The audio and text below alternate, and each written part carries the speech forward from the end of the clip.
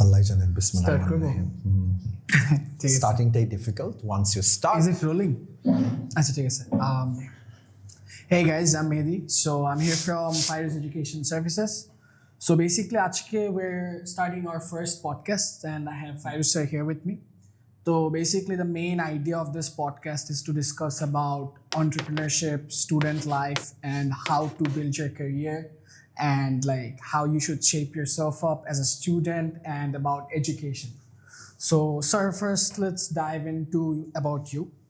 Tell me, why did you start Fires Education Services? I just want to know. Let's start from there. Right. So basically, I was doing my master's in the UK, master's in education, and I was doing my thesis. So whatever you see in FES, it's based on my master's thesis, right? And then I was thinking what I could do after that. I got an offer for PhD from University of Leicester. But I wanted to challenge myself and wanted to see what I could do, not be very comfortable in one kind of setting, right? Because I knew if I would do my PhD, I would stay back in England and I would have a teaching job. But that was very safe. But then when I looked outward, I saw that there were many opportunities, especially in Bangladesh, and there was a huge market gap. And we have all these market gaps in Bangladesh, right? I saw huge potential, especially in the coaching center industry. Why? I'll tell you, because this industry is quite old. It dates back to 1970, 1975, right after our independence. Yes, there was no institution as of sort, but educated teachers or boys and girls used to go to different houses to teach, right? That's how it started. So there was no generalization of it? No, there was no generalization of it. But the term coaching center, could be referred back to the early 90s or the late 90s. And then early 2000, it was booming everywhere, right? Especially, I would say late 90s. But the industry is so unregulated. There are no rules. There are no regulation. Even in our trade license, we do not have this category. We cannot register our business as a after-school institution or coaching center. That's embarrassing. That's a shame. The past company I worked in also faced the same issue. Like it was tough for them to decide jashule koon business category that they would term themselves as. Okay. So And I never thought why, because because I was researching and I saw that this industry in Bangladesh is worth the amount is not exact, but it's worth $3 to $5 billion. So when it's generating the education industry. No, coaching industry, just coaching center market. So when an industry generates so much of money, you have to give it some kind of credit, right?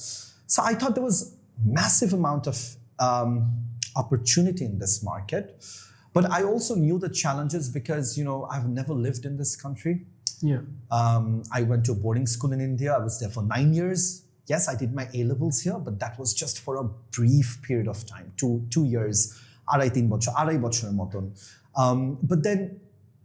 But then right after that, I went to the UK. So I knew that, coming back here and starting something on my own would be very challenging. And I thrive on challenges, okay? Yes, there was a lot of problem, lot of chaos. But at the end of the day, what matters, especially in entrepreneurship, is it's a very underrated quality, but I think consistency, persistence is the key. I have another question just following up, Jib. Definitely education had a lot of aspects to it. There could have been edtech, there could have been like building your own school, university, or maybe you could have just been like a home tutor as well. There are different modes of businesses. Why exactly coaching center and why exactly education is something that you decided to take upon you? Okay, so firstly, I come from an education family. I'm the 4th generation teacher. Okay, my great grandfather is Dr. Mohammad Shohidullah. So he's a philologist, educator, And it's the same Dr. Mohammad Shoidullah, right? Yes. Dhaka University. Yes. Wow, interesting heritage, yeah. So he's contributed a lot to the education sector in this country and towards Bengali language, Bangla I think language, he right? also had some key notable takes like in the letters of Bengali Yes. language. Yeah. Yes. In the formation of the letters, Yeah. right? He was the one who I think edited the whole alphabet system of our wow. language, right? That's a huge heavy background. Yeah, we are nothing compared to him. Yeah. But education was always a part of our household. Yeah. Right in the morning, there used to be books. We had to sit down, read storybooks, or practice handwriting, anything. It was that kind of Was thing. both of your parents a teacher as well, or No. your mom? No, but a lot of our uncle, aunts, Okay. my elder brother taught in a school, my sister taught in a school, I taught in a school. And I know most of the kids in Bangladesh, to get financial freedom, that's the first step, Yeah. right? You go to a house as a home tutor, or you start teaching in a small school. So that's how it all started. But we were more serious because it was ingrained in the family, right? It's in our blood. So that's why education. And why coaching center? Because if you want to start a school, there's a lot of barriers to entry. It is quite expensive. So to coaching set up a center was school. like your MVP, right? So Correct, because there's not much of a legal paperwork. There's not much to do. Yeah. You just need a trade license to start. It is inexpensive. So this is why I thought the coaching center market was the right market to start with. okay, that's an interesting answer. Tell me more about your childhood. Like, what are the key things that made you who you are, or like Okay. any incidents that happened during your childhood that made you so passionate towards education and like entrepreneurship? Like, I think we all are aware, like, you were studying abroad, and I think the norm is something যে মানুষজন বিদেশে যাচ্ছে, they're studying and they're not coming back, they're adjusted, comfortable with that lifestyle, because it's everything nice, and I think there's a bubble of it. I think here it's all of a No, chaos. it is nice abroad. It's very refreshing because when we go back, it's very clean and So very why did you serene. decide to come back into all this chaos and everything? Again, as I told you, I thrive on challenges. So I thought it would be interesting because I was getting bored doing the same thing. I can't do the same thing again and again. And talking about childhood, it did not happen all of a sudden. Yeah. So I was in India for 9 years. I went to a boarding school. Right after that, when I came back to Bangladesh, I started working in a school because my mom was like, you can't sit idle Yeah. at home. So she gave me 100 taka and she said, take a rickshaw now, CV print karo, Yeah. jama dao sab jagah. Yeah. So that was reality, right? Also, when I was at school or when I was doing my A-levels, a lot of teachers used to tell me that you're very good in explaining things. So you should go to the board, start explaining biology or business. That's how it started, right? So when I started, I got my first teaching job when I was 16. Yeah. So when I went to the class, That's very early to be a teacher. I was pushed by my mom. Okay. So at the age of 16, what were you teaching? So I was teaching, you won't believe it, I started teaching bio, grade 6 bio, grade 6, grade 7 bio, chem. At the age of 16. At the age of 16, because I had chem bio in my O-levels, right? Physics. So you're giving your O-levels when you were 16? I was done with my O-levels. Oh, okay. I just started my A-levels. Interesting. Okay. Okay. So I started teaching, and once I started teaching, again, the teachers there in that school, they were like, you have something in you. You're very good in explaining. Yeah. Probably you're better than some of the experienced teachers who's worked for 15, 20 years. So I think you should take this career very seriously. It's in your blood. Okay, that's what I was told. So I started taking it very seriously.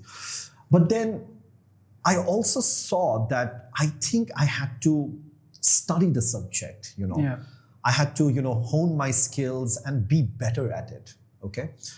I wasn't satisfied or contented by the same lecture way of teaching, So I'll stand somewhere and just give lecture after lecture. I wasn't happy with that. I wanted to do something creative. Change the narrative of it. Change the narrative because there's so much going on in the world, right? So Bangladesh is always behind everything. Yeah. So why not, we start innovating in our pedagogies and teaching methods. So growing up so far, have you had any mentors in like the education industry who you always aspired to be or looked up to? I looked at Dr. Mohammad Shahidullah. That was my earliest memory. When I used to go to India, my mom used to narrate stories of him, how educated he was, and he had collection of books, libraries that was worth a lot of money. Even I think, if I'm not mistaken, England wanted his library, right? So all these stories were narrated to me, and I think it left a deep impact. Okay. And I always felt, and all the credit goes to my mom, that I always felt that she did not force me to think about money. She always told me, be educated, and then later on, my wife was the one who told me that you have something in you. You're not the one to work from 9 a.m. to 5 p.m. You should go back and try to do something. You have this entrepreneurial quality in you. So yeah, this is the way FES started, but then there was a lot in store. I did not know what was coming ahead. It was very, very challenging. So let's summarize up the timeline. So you started your first teaching job at the age of 16. After that, what did you do? You went to Darjeeling? So no, I was in Darjeeling. Oh, okay. I came back after 9 years. Yeah. Started the job, and I was doing my A-levels. Okay. So I was in Bangladesh for 2.5 years. So after completing A-levels, have you done something notable, or do you think there were some sort of life mystery behind your A-levels?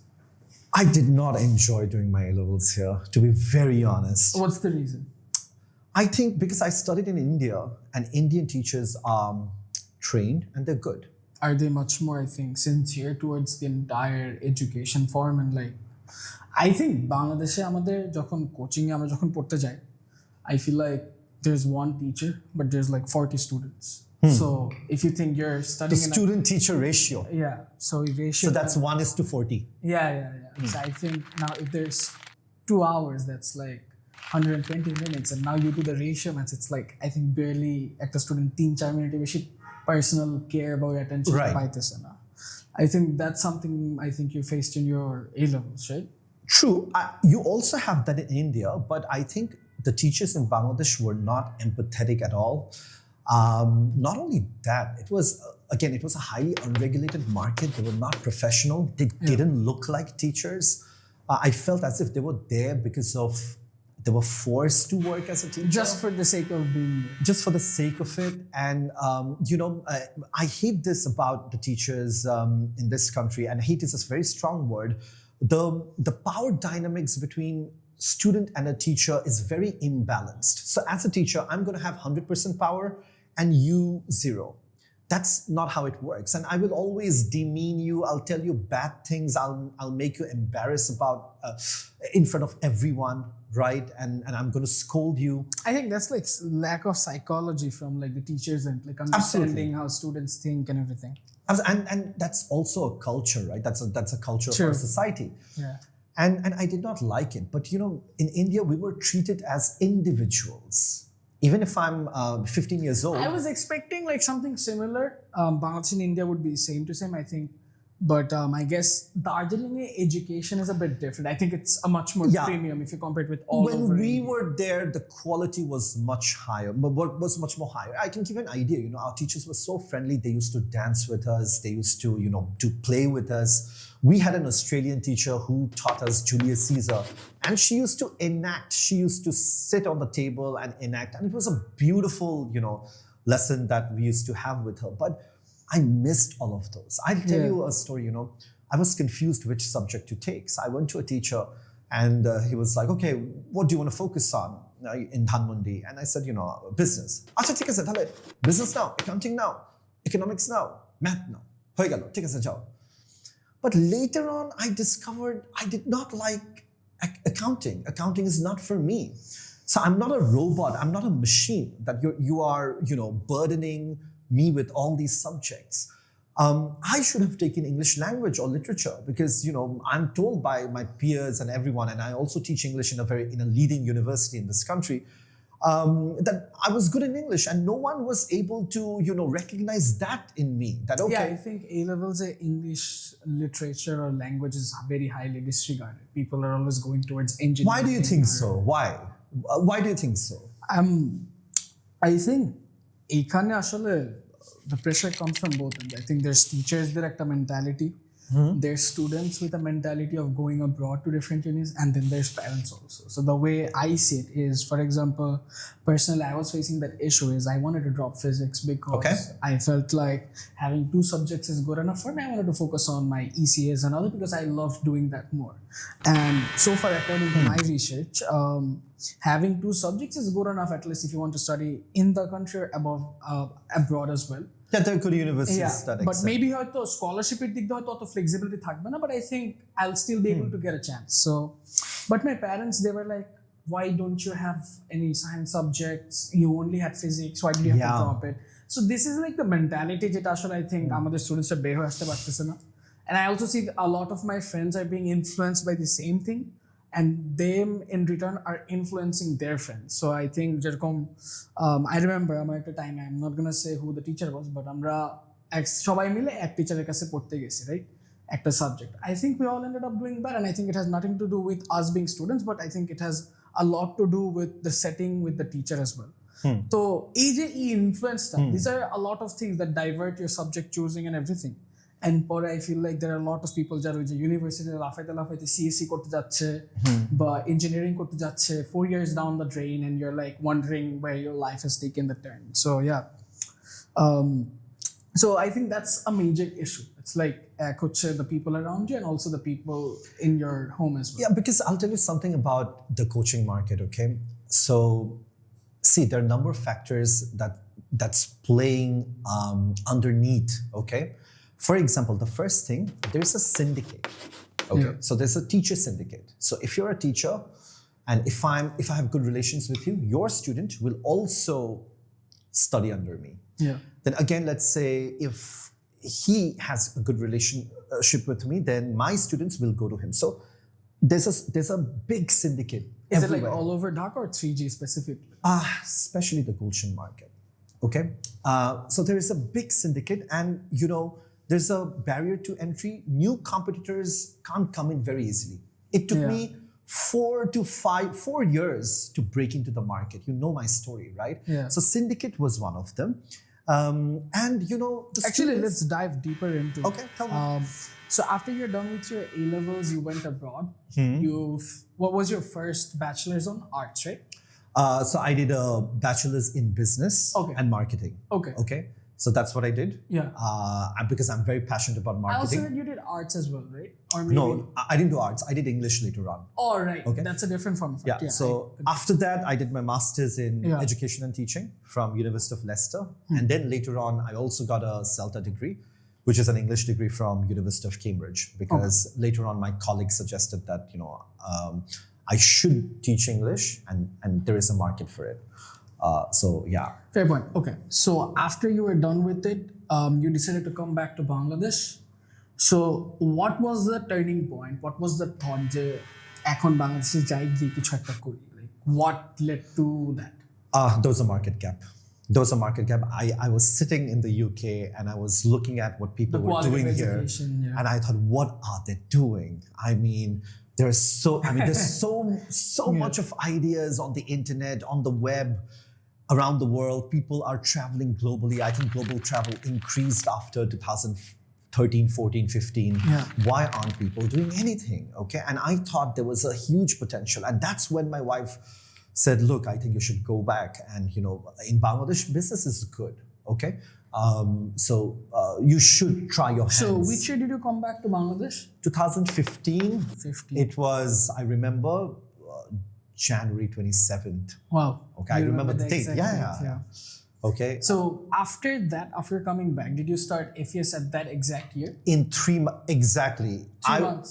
Because it was based on my master's thesis, right? Okay. So the business plan was there. So putting your theory in practical. Yeah, because you know how I teach. I don't believe anything which is in theory. I always believe in practicality. So I came in January 27.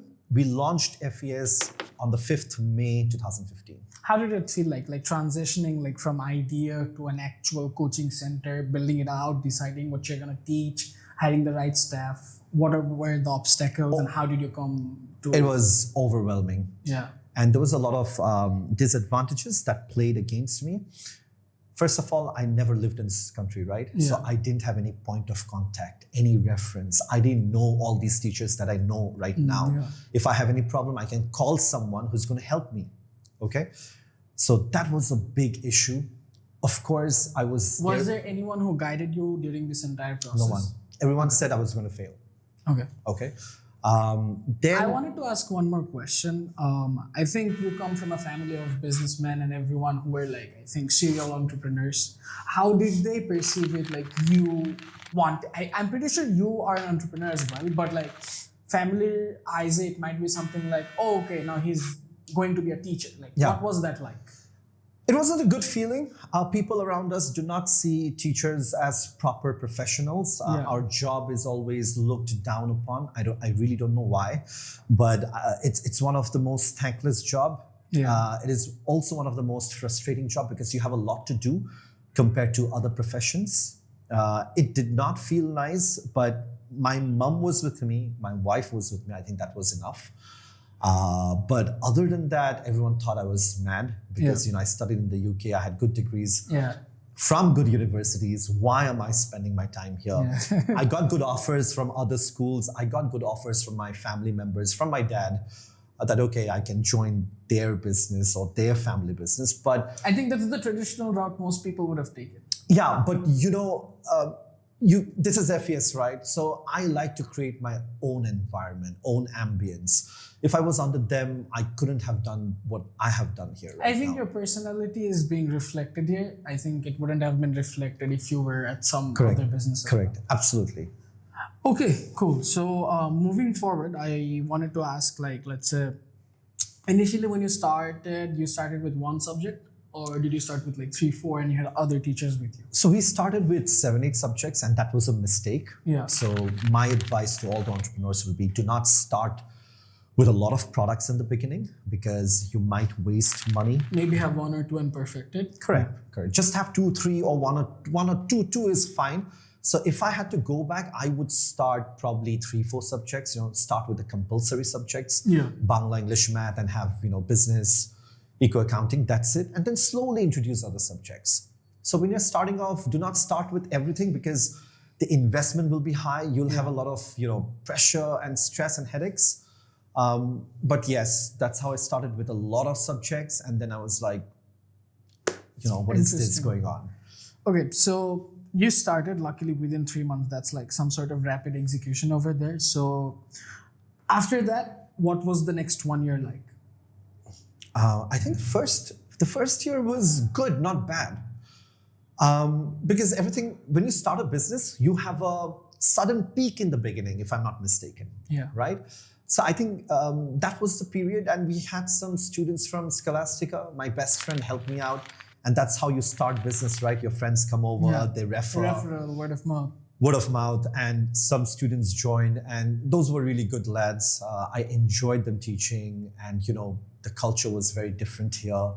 I was also grappling with my everyday life because I used to live with my parents back then, and the commute was bad. 40 minutes to come and 40 minutes to go. Where did you live? Mirpur DHS. Okay. It's a beautiful area. I love the area. It's just the distance. Yeah. Okay.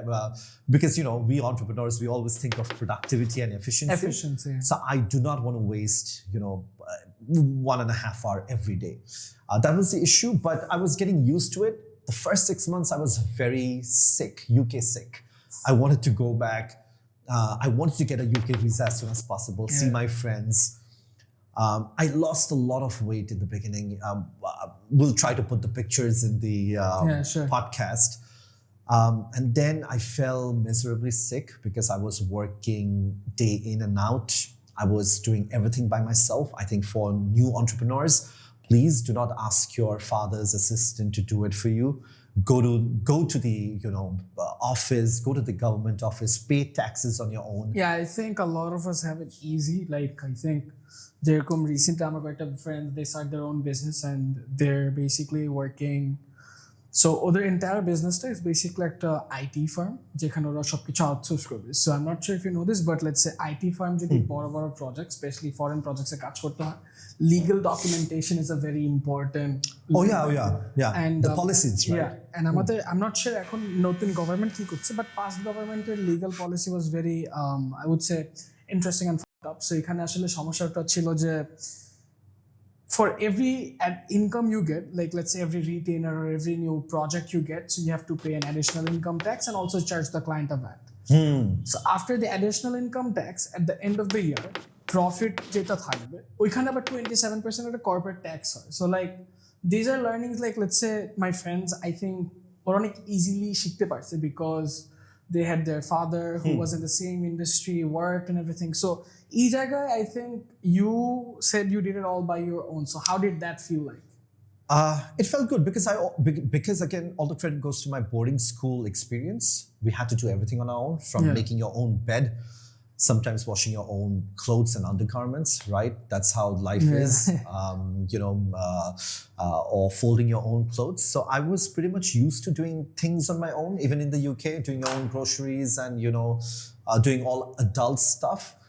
So I wanted to do it by myself. If you don't get your hands dirty, you're not going to learn.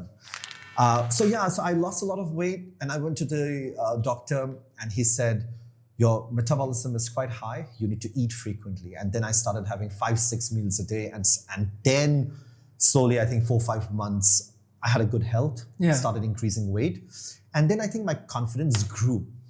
But then, from second year, the challenges started.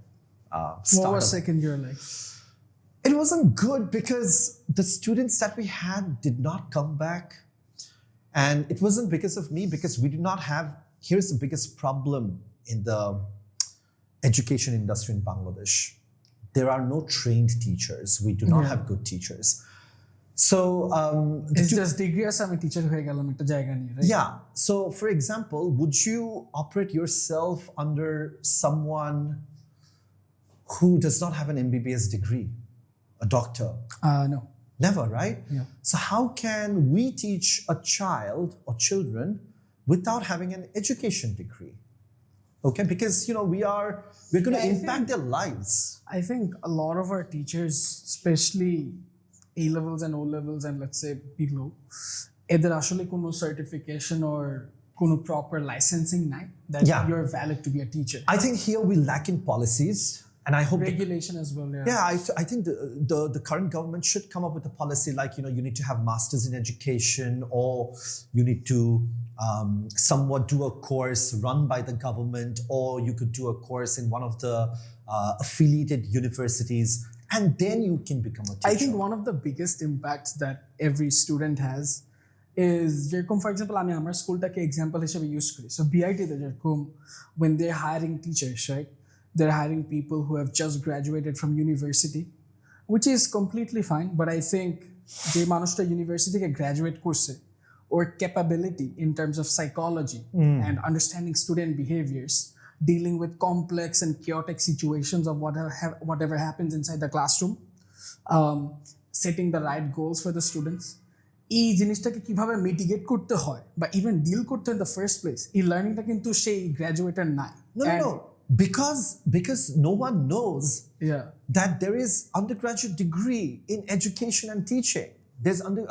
I did masters in education and teaching. এটা offer করে? Of course, you can go to BRAC. BRAC has a great institute of education. Okay. I don't know if I don't think North South has a education department, but BRAC has. And so if you want to become a teacher, you have to do that degree, and those degrees, they teach you how to control children, how to plan your lesson, what to say, what not to say, how to handle a emotionally challenged kid, right? So we did not have good teachers, and this is why students stopped coming in. Also, location was a factor because when you start. Where was your first location? It's in Gulshan 1, Road 131. Yeah, I think it's surrounded by a lot of fun areas. Yeah, so the biggest problem is there was a bar. And after 6 o'clock, it got pretty dodgy. You could see a lot of bikes. Yeah. That was the biggest Uncles challenge. going up, coming out, corporate people, yeah. And we always had female students at FES, right? Parents never complained about a Parents bar. started complaining in Yeah. the second, third year. And that's when I realized that probably this is not the right location. But this is also one of the challenges of startup companies. You're not going to have I the... think there are 4 P's in marketing. It's like product. Start. Okay.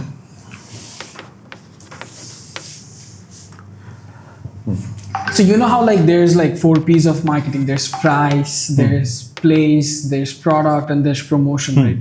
So I think after early days, it was like a learning. Our placement, I think, was a bit off during the start, especially considering that our building ekta bar chilo. But yeah. Not building, just beside. Beside, yeah. But you know, Mehdi, this is one of the common challenges that every startup will have. You're not going to have the right location in the beginning because you can't afford. I remember I paid 50,000 in rent. 50,000 was still affordable at that point of time. And when I looked at good places that had foot traffic, their rent was a lot.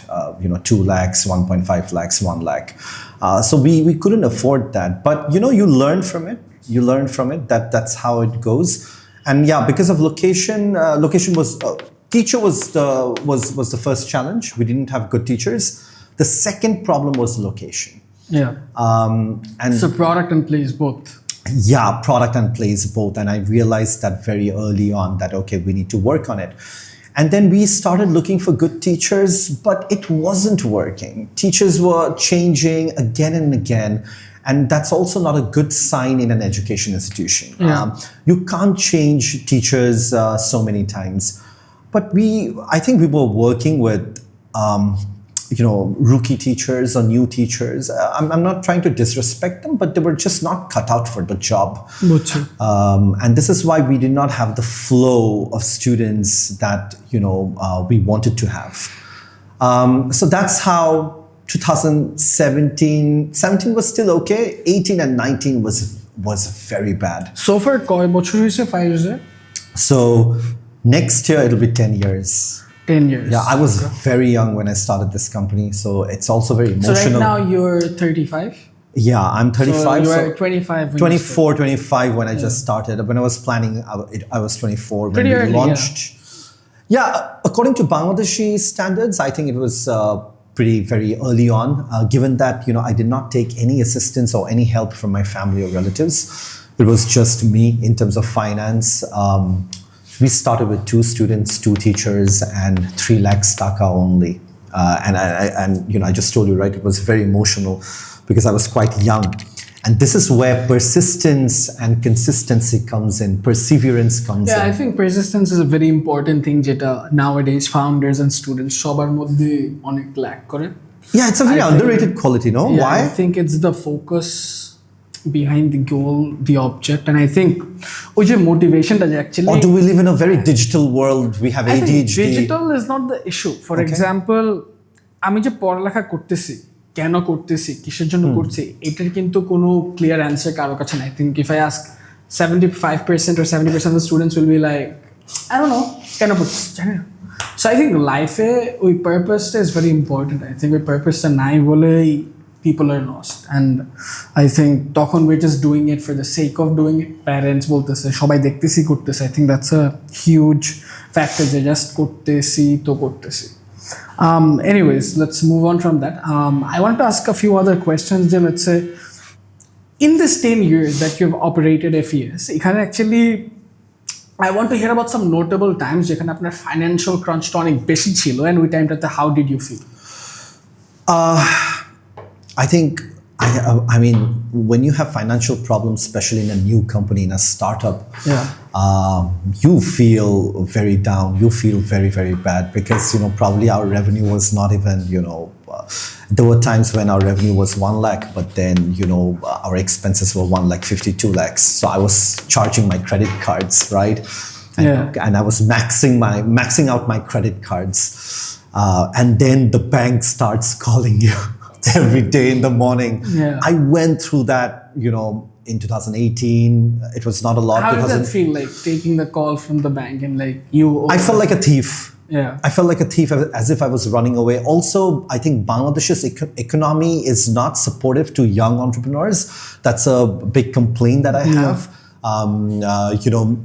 Bangladesh supports millionaires and, group of companies, not entrepreneurs like us. Okay, so banks will pressurize us to pay that 20,000 or 30,000 taka per month, but they're not pressurizing the big company to pay crores of installment. Definitely, right? like reform too, we've heard a lot of notable figures just taking loans and running away. I mean, is one of the No, I'm not a political person, so I won't comment on that, right? I'm more into education, but yeah, these things have happened, and were banks supportive, like loans ba eishob dik diye? I did get a loan in the beginning. It was still easy to get a loan back in 2015, 16. But then I told you how I was heartbroken because we were trying for a loan in 2022, 23, even in recent times, but banks were not supportive at all. And I didn't know why. And we tried a lot, and, our trading history is good, trading records are good. People now know us, everyone knows us, and I think we credibility to build good time, and I think that's no, we have the credibility. In spite of the credibility, we were not given enough respect. Again, there is a taboo in this industry, right? Oh, he's a teacher, or he's a teacher of a coaching center. And this is how why. Does that feel when someone's like, oh, you're a teacher, but it's not like, oh, you're a teacher. It's like, oh, you're a teacher. So how does that I have a thick skin, so I'm okay with anything when people say, but now people know what we are. We have established a benchmark. But I never felt bad because I know that this profession is a notable profession. And also there's good money in this industry. If you own a school, or if you own an after-school institution. Bhalo teacher, they also make good money, I think. Yeah? Yes, in the private after-school institution industry, they do make a lot of money, more than probably 5 or 6 times more than any full-time job in the corporate industry. People don't know about that, right? It's a full-fledged industry.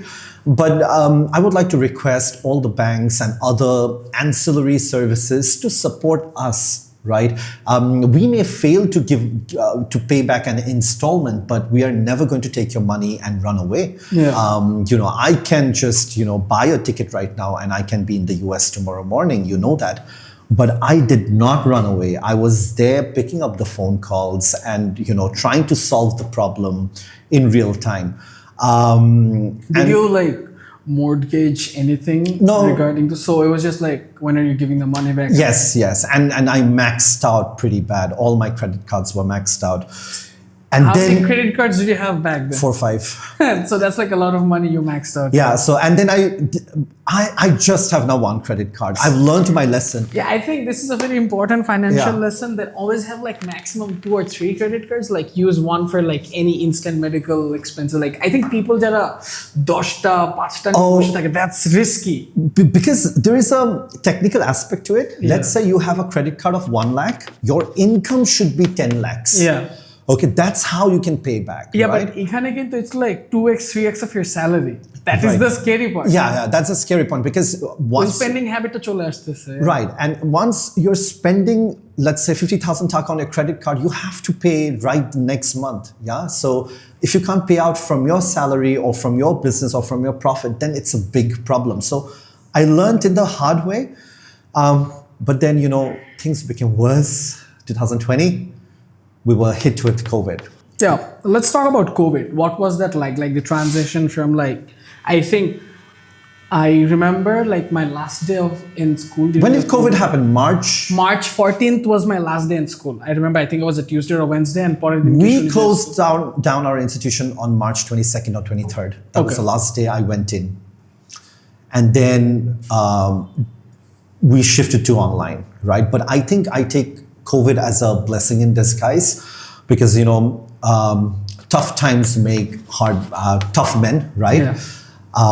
And then when I had to teach online, I was clueless. Okay, how do I teach online, right?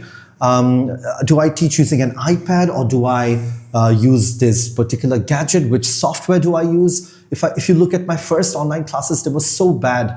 It was, I mean, I think every teacher struggled with it, but I think since apne baideshe porashona korchen, and I think it was still easier for me. Yeah, but I think there were teachers that the classroom took students to put a Zoom meeting in control niye jata korche. So really? Yeah. No, that didn't happen to me. But whatever I do it in a proper way. Yeah. So it took a bit of time, probably 3 months. But then I also did courses online, how to teach online. And I think then it was okay.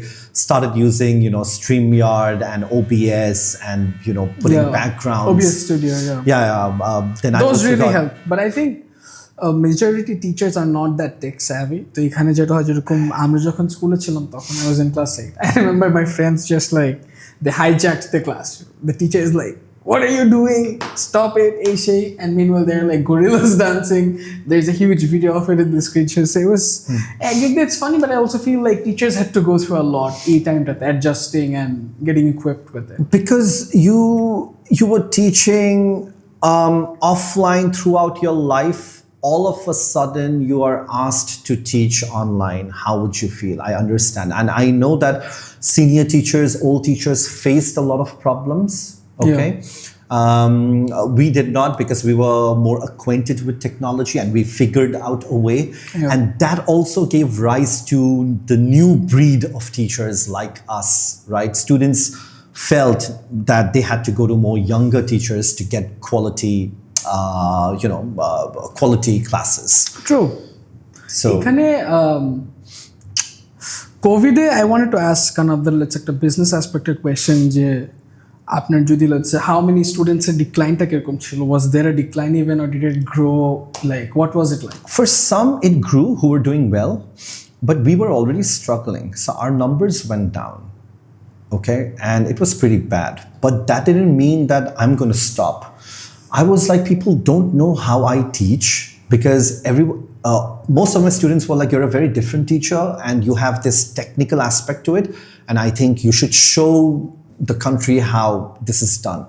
So I felt, okay, every day I'm going to do an online lesson, put it on Facebook, let everyone see, whether it's good, whether it's bad. I was also sick. I had this, problem with cold and cough, but still, I did all these online lessons. Was that COVID, or it was just like normal COVID? No, it was just, it wasn't COVID, but I have this problems with cold, runny nose, asthma, right? I think it's the dust, Bangladesh. It's a dust allergy. But then every day I posted a lesson, a full-fledged lesson, how I would teach in a classroom using good presentations. Eta kotodin continue korchen? Like throughout the COVID, I posted 250 lessons. Every day. Every day. It's on my Facebook. Students can go and look it up right now. And that's a hard thing to do, yeah. And I built a YouTube channel. My wife thought I was crazy. My wife, my wife still tells me, who watches all those videos? And I'm like, look, see their views and their comments. I think that was a turning point when people started looking at my video and my presentation skills, because I knew my teacher always encouraged me that your presentation skills are very good. Even in England, being an Asian, all my British friends or American friends, they told me that, dude, you have something, your presentation skills are quite advanced, and I think you should enhance this capability that you have. So then, people from the industry started contacting me, like Barthosa, who is one of my closest friends here. We work together. He's my colleague.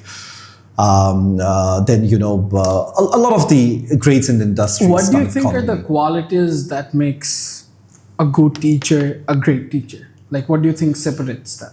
Awareness. You have to be aware what the student wants or what the child wants, okay? And also, I need to know a bit about your background, which family you come from, what's your financial capability, where did you go which school did you go as a student, okay? I need to know a lot about you. And then I need to pitch my lesson based on that, right? And in a classroom, you have 15 students, and all those students are very different from each other. Everyone has a different challenge, different background. Okay. So how do you teach them in a classroom who are completely different to each other, but make sure your learning material is relevant? That's where the challenge is. And that's what my master's in education taught me. okay, or CELTA taught me when I did my English degree at Cambridge. That's what they taught me, right? So I think it's awareness, small things. For example, the other day I was teaching in the university and I knew, right? In the first minute, I knew that this particular way that I was teaching was not working. So I just shifted. Okay. I because I was teaching in a very creative way. Yeah. I think students were not connecting to it, so I just went to old school teaching. Yeah. Sometimes that relatability matters a lot. Yes. Yes. Okay. Interesting.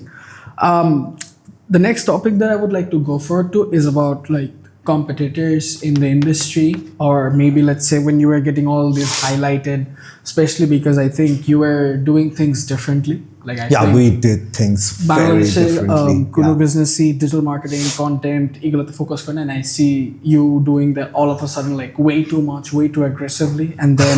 Do you think it's bad? No. You've been a part of our marketing team. Yeah. You're still a part. That's why you're shooting the podcast. Yeah. So এটা একটা যেরকম গেল তারপরে let's say hosting different events, taking students out to different places like institutional places, and then changing how classrooms should be, learning spaces. এই জিনিসগুলো যে আপনি করতেছিলেন, like what type of comments did you get, especially from your competitors? What was their reaction like? Were they open to it? Were they supportive? And actually what happened? I'm very curious to know যে এই competition angle টা কিরকম ছিল? So when we started from 2015, we did grab a lot of eyeballs. Our business was not doing good, but people took notice of us because, we focused on branding. Our logo is different. We have a brand identity, brand colors, right? And I was surprised to see how an industry can survive without marketing. Now, it's not necessary that marketing in education works because it's all word of mouth. But then you need to have some kind of, a platform to showcase what you're doing. And it was completely absent. Some of the bigger institutions did it, but it's no way closer to us, what we do it right now. Yeah. So we've focused on Facebook and Instagram. That's where our target audience is, right? And Facebook and Instagram is a free platform. So for startups like us, where our marketing budget is nil, I think that's the best way to market. Right? We just hired a designer and we started making content. Our content was rubbish in the beginning. You know it if you go, if you scroll down the Facebook page or Instagram, you can see how bad we were. But then how we analyzed and we thought how we could improve every day. And then especially, in 2019, Arafat joined our team. He was my student. He did O-levels, A-levels with us, IELTS. He's in Australia right now. He's in Australia right now and he's our marketing advisor. And I love to work with young people.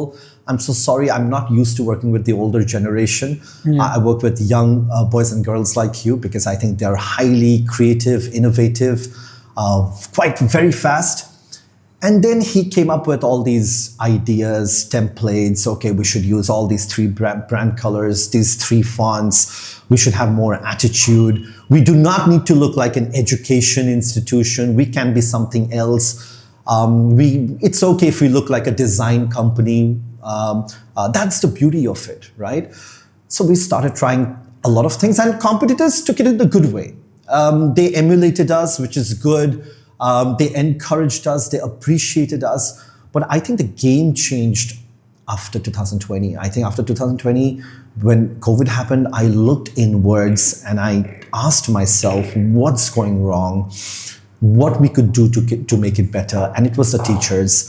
So I had to politely tell all the teachers, look, this is not the kind of institution I want. And we had to let them go. And that's where Partho sir came in. Yeah. And he was the one who compiled this team, the team that we have at FES. So Partho sir is behind all the resource? Teachers. In terms of teachers. In terms of teachers. So he called me one day and he said, look, I saw your online videos. I really loved it. Can we work together? I said, why not? And we talked for hours. What he wants, what I wanted. And then, we worked on a trial basis. And all these teachers came in and I think that was the turning point. That was the turning point when things started to look good for FES. What do you think separates you from all the other coaching centers? Like, let's say there's ওকে বন্ধ করেন সমস্যা নেই Okay. So I wanted to know one more thing is what separates you from your competitors, like the core values, and like definitely there are other coaching centers like right? Yeah, so এরকম আরো অনেকগুলো আছে. I think we should bleep this out, but yeah. তো এখানে like what do you think separates you from them, and like core values গুলা কোথায় যেখানে you guys make the biggest difference? We have a lot of technical knowledge. Where this is where my masters came in handy. Okay. Yeah. So we have three core principles. We focus on pedagogy. Pedagogy is the art of learning and teaching. Second, we care about the environment. Right. I hated the coaching center kind of environment. Very dirty, very shabby. Stacked. Yeah, smelly, and you have 40, 50 students stacked in one classroom, right? So we wanted to change that narrative, and why not make the place look very cool? Yeah. And the third factor that we focused on was personal care, mental health counseling, how we could have small class sizes.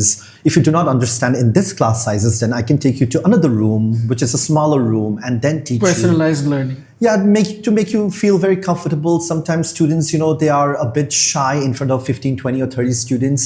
They might work well in a smaller class size. Yeah. So we focused on those things. I think that's where we were very, very different. These three core principles with marketing, the kind of marketing knowledge that we have, that made very, that was a differential point. But let me tell you something. In Bangladesh, I think now people like things that are very different and unique, or that has a unique selling point. আগে adaptability টা ছিল না. একদম ছিল না. So when I started, I thought, I created this, great, after school institution. And তাও কেন মানুষ আসতেছে না? yeah, and students were like, why does this coaching center looks good? Why is this man, wearing a suit to work? Or why is he... Maybe there's something wrong. Yeah, why is he well dressed up? I was asked by a parent, আপনি কেন সুন্দর কাপড় চাপড় পরে আসেন? And I wanted to, beat myself up. I thought, what is this? I'm professional. Because see, if I don't look good, I'm a role model for you, right? As a student, you were my student. So you have to understand that, okay? So there were a lot of sacrifices that we did just to make sure that the industry is looked upon as very professional. Yeah. Okay? Very professional, very caring, very honest, right? That's how, we are different. Let's talk about, let's say, apart from FES, what do you think are the key notable after-school institutions that you think are doing a great work? Or maybe good work? In Bangladesh? Yeah. I think, for example... Let's have the honest answer here. No, there are 2-3 good coaching centers. For example, when VH started, I don't know when this started, but they were I think, first ones to institutionalize the coaching center industry. Yeah. One of the first ones, and they are good. I know, many of the teachers from there. They are our friends and acquaintance. We hang up, we meet up, right? We meet up for lunch and dinner, and they're doing a pretty good job. But everyone has a different take. Everyone has different ideologies, and they may feel that we are doing the wrong things. We may feel that it's not appropriate. But after all, everyone has their perspective, and we should acknowledge that and respect that. But there are 2-3 coaching centers who are doing really, really good. But now at this point, there has been a lot of new after-school institutions who are inspired by us, or who are ready to take the challenges, right? Because we have created this framework, this structure. This wasn't there. But I think এখানে তাও অনেকগুলো problem আছে. অনেকে যে like what? For example, I feel like অনেকজন coaching centre খুলতেছে, but the issue is they want to build better learning models, better classrooms. But I think একটা ক্লাসরুমের ডিজাইনের পিছে ওর ফান্ডামেন্টালস বা কি হওয়া উচিত, এই জায়গাটা ওদের অনেক বড় একটা গ্যাপ আছে। লাইক তুমি একটা ক্লাসরুমকে যদি এখন ওই কনভেনশন হলের মতো ডিজাইন করো তাইলে তো এখানে কেউ পড়বে না। Yeah.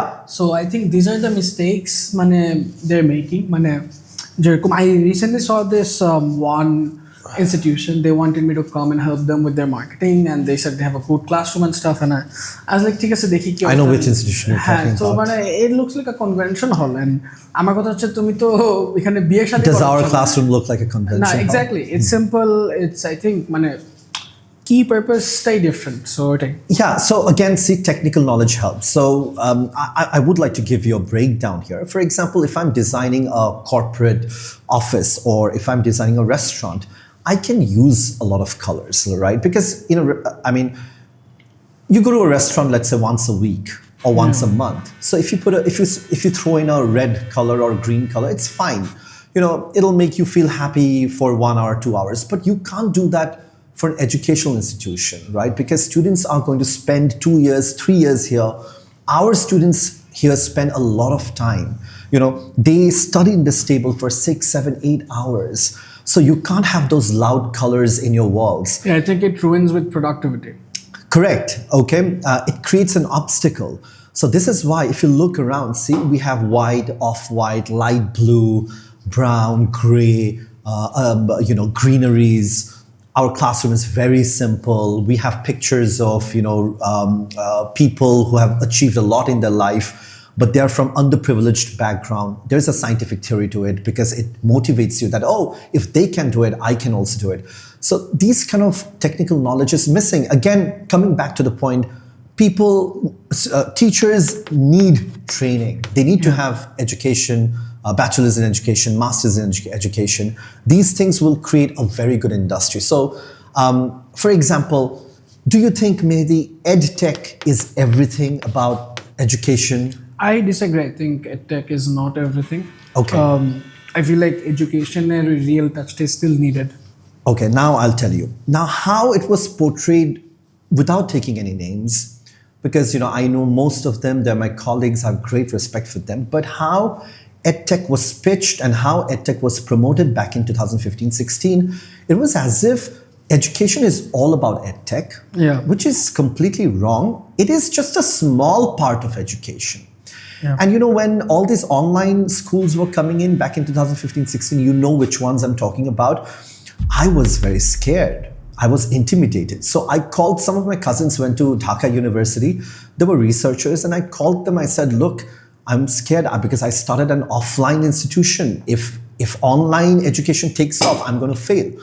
So can you do a research for me? I'm a great believer of research and see what's going to happen to the EdTech market in the next 5 to 7 years. They came back after 2-3 months with a fat book and they said, Bhaiya, there's nothing to worry about. I said, why?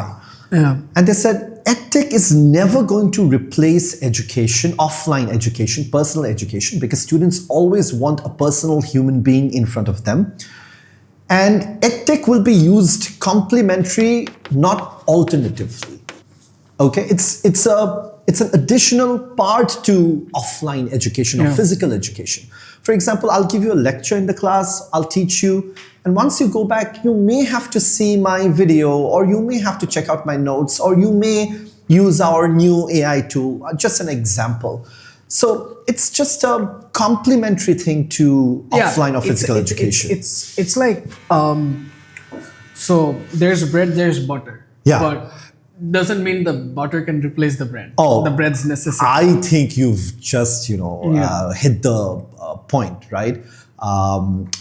That's how it is. And I was just waiting, when will the students see the reality?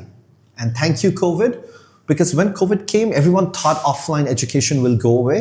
But when schools started opening up, everyone appreciated like schools itself. Yeah. Personally myself, I've been through that. Like, আমার জন্য I think school ছাড়া শুরুতে was very interesting, কারণ আমি আমার ওই যে take projects etcetera এগুলো করতে করতে খুবই ভালো লাগতেছিল। But at the same time I could see যে at least while I was doing something there are also people যারা কিছু করতেছিল না, and they were like degrading day by day. Like আমার ছোটো ভাই যদি একটা এক্সাম্পল হিসেবে ইউজ করে, I think Since I mean he was very small, right? When You have a younger brother? Yeah. So when How old is he? He's, I think right now he's 14. Oh, okay. Yeah. So COVID time I think he was, so yeah, 4 years back he was 10. So একটা 10 বছর ছেলে, what does he have, ওর আসলে daily লাইফে কি আছে? পড়ালেখা, স্কুলে যাওয়া, ফ্রেন্ডদের সাথে হ্যাভিং ফান, বাসায় এসে আবার পড়ালেখা, বাইরে খেলতে যাওয়া, all of it is paused. Or social life, interpersonal relationships with other people, external factors, সব কিছুই তো একটা it got rattled up, and I could see how it affected him. It was a very different change. Like আমি যদি এখন দেখি যে students যারা কোভিডটা ফেস করছে সবচেয়ে বেশি, ওদের অনেক কিছু অনেক different. You would see like let's say learning capability, সব কিছুই I think it has taken a big toll on all of us. Because we are facing those challenges right now because, for example, students who were in grade 6 or 7 during COVID, we have them right now, right? So because if you want to judge a country's knowledge, you look at three things. You look at the language ability, you look at mathematical ability, and you look at reading ability, right? The scores really went down. This is why O-levels, A-level grades were very poor. And then AutoPass, I think that had a huge impact as well. Yes, AutoPass, even in A-levels, O-levels, we had this, what is it called? There's a particular term that they used, right? Yeah. Where students received the grades from the school. Yeah. Right? I forgot it, but yeah, schools, আগে তো একটা particular board used to do the grading, but school grading was British Council gave them the authority to grade their own students in the school. I think a lot of students who did not, who were not capable. A lot of people took advantage of this. Yeah, because who were not capable of getting A's ended up getting A's, and they started going to university, and ultimately. Some of them even they were suspended because they did not match up to their level. So it created they create a distorted marketplace. Yeah. Okay. Because you're not going there for the right reason, right? So a distorted marketplace, it creates market failure. Because see, let's go back to that point where we have teachers where they create a syndicate. They will try to collaborate, coordinate their routine. Okay. Also, students will not judge teachers on the basis of their skills or knowledge, but, my friend's going there. So I will also go there. Or my brother has studied with him. So I will also study with him. Yeah, I think Bangladeshe একটা টিচারদের parents এবং স্টুডেন্টরা এমন একটা legacy value দেয় as if it's এই টিচারটা Harvard, এই টিচারটা Stanford, but it's not the case. Yeah, correct. New teachers pop up, you have to explore. এই জায়গাটা একটা সমস্যা যায়। I think BID-তে there is a trend যে আমরা একটা স্পেসিফিক টিচারের কাছে ম্যাথস অ্যান্ড ফিজিক্সের জন্য যাচ্ছি for a very long time. He is a great teacher, right? But that is not where the issue is. The issue is just স্টুডেন্টসরা যে blindly follow করতেছে, that is where the problem is. The main problem in this country is people are not asking enough questions. Similarly, students are not asking enough questions. যে কেন আমি maths পড়তেছি, কেন আমি arts পড়তেছি না, কেন আমি এই টিচারের কাছে পড়ছি? They don't ask themselves, they just follow. Yeah. I think that's the core fundamental issue in our education system as well as with our people. Absolutely. And these things, they create market failure. So all the students are going to teachers who are not capable and for other reasons. And good companies or good organizations, they're left out. So this is actually called market failure, and we had to bear that. We had to, cope up with it for the first 4-5 years until, and then when people started knowing us, that was the point when this started coming in. But I think this is common for all industries, if I'm not mistaken, right? Let's talk about the school systems, like how the traditional schools are like, and what is your take যে আসলে বাংলাদেশের school যেভাবে চালাচ্ছে, like let's dissect যে একটা স্কুলের actually বাংলাদেশের common fundamental flaws কি? I feel like that's an interesting topic. Tell me. You just graduated from a school, or you are? Yeah, so let's start. I think আমি যদি আমার স্কুলের কথাই বলি, I graduated from, but এখানে যেরকম আমি ক্লাস 8 পর্যন্ত পড়ছি, তারপরে I went to academia, and that's where I did my O-levels and A-levels, but I saw my friends graduate from. The main issue is আমি যখন ক্লাস 7-এ 8-এ যখন physics পড়তেছিলাম, I remember this incident. This is an incident which will cause some commotion, I feel like, but it's fine. So there was a teacher, and সে ক্লাসে হি was teaching আস ওই যে oxygen and hydrogen mix হয়ে একটা engine combustion হয়, so for jet engines specially এগুলো rocket লঞ্চার্স, তারপরে এই যে ফাইটার জেটস এগুলোতে থাকে। So the teacher comes in the class and goes like the Z engine vibrates. If you say something like that, imagine how the students will take it. If you're teaching in একটা English medium school যেখানে আমি বেতন দিচ্ছি মাসে 20,000 টাকা, and this is the quality of my teacher, আমার কথা হচ্ছে একটা মানুষের কতটুকু শিক্ষিত হইতে পারে যে সে একটা জেট ইঞ্জিন ভাইব্রেটস বলতে পারে না, সে জ্যাড ইঞ্জিন ভাইব্রেটস বলতেছে। And when students started laughing, the teacher took it personally and started hitting one of my friends, ঠিক আছে? He just took him up, pushed him in the wall. So মানে এরকম একটা incident স্কুলে হয়। So মানে and that's like one of the top schools here in English medium. So schools there, I think they really need to upgrade teachers and staffing. So see, teachers training. It all boils down to that. And you know what? This is an English medium curriculum, right? British curriculum, O-levels, Edexcel, O-levels, Edexcel, Cambridge. But most of the teachers speak in Bengali while teaching those subjects. How can you do that? Because the content is in English. The student is going to give exam in English. So the medium of instruction also needs to be in English. I think ekhane I've seen both. Like I've seen really great teachers. Especially like I had this English literature teacher. She was absolutely crazy. She studied in UK. Okay. So she had that enriching experience in literature. So when she was talking about stories or like notable novels like Julius Caesar and like Greek mythology, I think I had a huge interest for topics like that. And she had a way, for me, developed. I was very bad in English. Still am, I would say. But এতটুকু থাকতাম না if it wasn't for her. She helped me. So কিছু teachers are really good, but I think overall একটা teacher analysis করা উচিত প্রত্যেকটা স্কুলের যে কোন ডিপার্টমেন্টস ডিভিশনস আসলে কিরকম একটা স্ট্রং হোল্ড আছে। ঠিক আছে, লেটস সে হইতেই পারে যে কিছু ডিপার্টমেন্টস একটা স্কুলের week, which is fine. Focus on improving. But also school ওরা তো প্রফিট ম্যাক্সিমাইজ করতে চায়। And teachers are very underpaid and it's sad. Like let's say I remember at a point I heard paying 27,000 টাকা to একটা teacher. 27,000 টাকা আমি I think এখন আমার নিজের লাইভলিহুডই it's not enough for me. I think I need more because this is why transport is 10,000 টাকা per month. This is why they recruit fresh graduates because they will be happy with 27 or 30,000. And that's everywhere. That's in I think Surgeon Wilson is a bit different, but like if you talk about Scholastica or let's say Maple Leaf, Mastermind, they all follow this conservative expenses and trying to keep their overheads. But also, do we have any other options? Is there a supply of good trained teachers? No. So this infrastructure is missing, Mehdi. Okay. Teacher actor factor, but I think arekta issue with schools is, let's talk about developing students that they develop. Classes jegula poraitese, I don't see any practical use of it. The amount of money they're charging, I think this is something they can offer.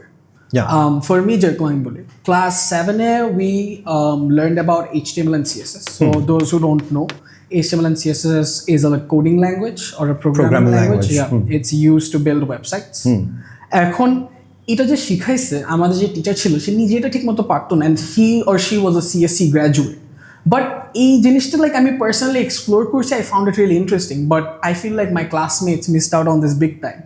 And those are the people যারা let's say একটা দিন এক সময় graduate করে এখন CSC পড়তে যাবে, not knowing how programming languages function, how they do. So they're actually not trained for the real life. কিন্তু majority schools এর এই প্রবলেমটা যে স্টুডেন্টসদের যে গ্রোথটা, you need to set up students for successes. You need to set up students for the future. Ekhane they are setting up students for A levels and O levels. That's the benchmark. That's the problem. Like you don't set up a student for O level, A level. You set up a student for something je ora boro hoye kichu ekta korbe. For life. So e-learning ta nai. Tarpore ami jodi boli school I think ei je bully, racism egulo kono mitigation nai, kichu nai. There are no frameworks in place to deal with it. I myself personally got bullied and I also bullied. Ekhane there is no sugarcoating here, but I saw that there are nothing is done to control this. Teacher said, don't disturb him, okay, ya kore na. But that is not how you lack of teacher training. But arekta jodi jayga ashi, that is clubs, activities, ECS. Bairer deshe একটা 19-year-old silicon ভ্যালিতে একটা প্রসেসরের company করে raise like $50 million, $100 million এরকম করতেছে, because they have vocational education in place. হ্যাঁ, আমাদের দেশে একটা স্টুডেন্ট ঠিকমতো কথা বলতে পারে না। Correct.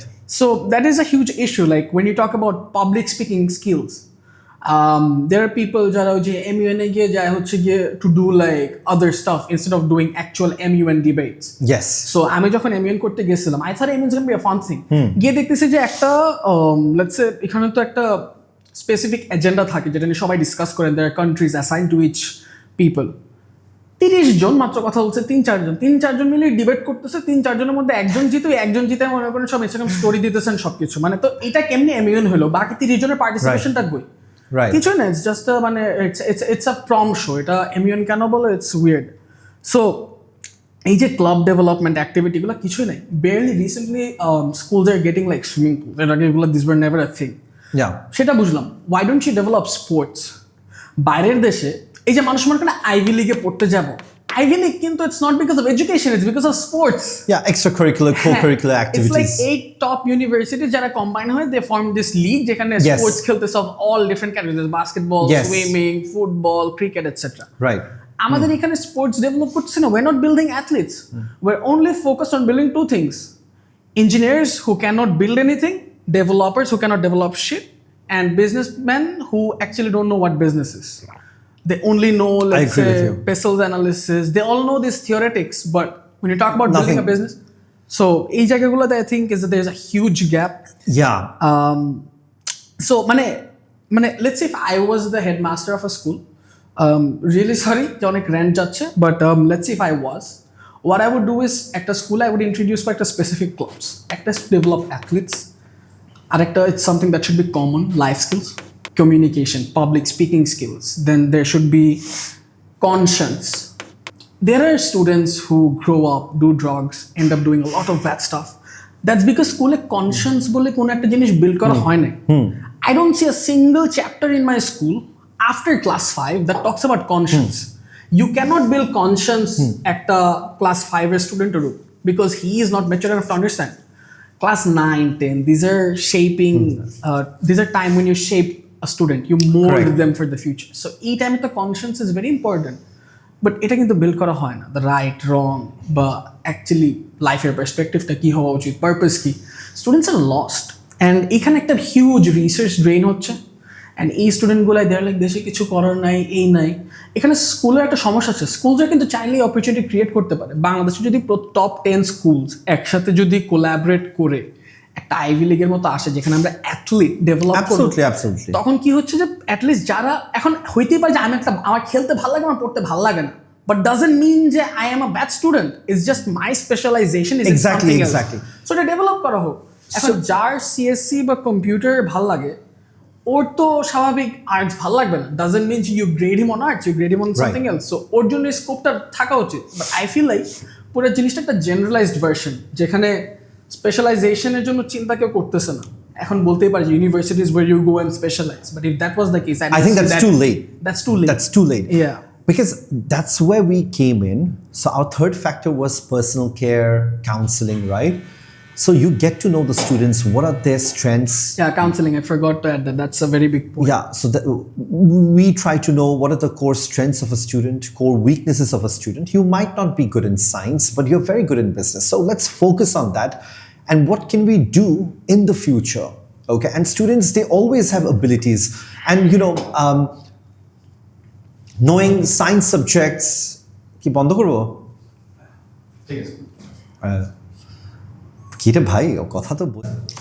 So, there is this misconception there's a misconception around that if you take science subjects, you're very intelligent, and parents force you to take science subjects, chem, physics, bio.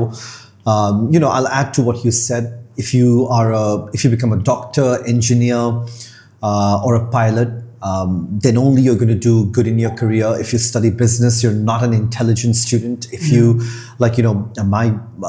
my friends, my distant relatives, they made fun of me when I chose masters in education. They were like, what are you doing with your life? You should do an MBA, or you should do something more, STEM related. But I was quite sure, because also you shouldn't do something that's very common. I knew that there was a gap in this industry. Yeah. So if I had that relevant knowledge and skills, I could do a lot. I think more than 90% of the teachers are not trained, and that's what made us, stand out. So at the end of the day, for kids, we should always suggest them by thinking about the future, what's going to happen in the next 10 years. I studied marketing because I still remember my father told me he's into marketing, and he's like, social media marketing is going to be a big thing in the future. Marketing will play a key role in developing organizations and institutions. So you should have a degree in marketing. And he specifically told me back in 2008, focus on digital marketing. Yeah. Okay. So he was quite forward thinking, and I listened to his advice, and I thoroughly enjoyed when I studied marketing and business, in Leicester.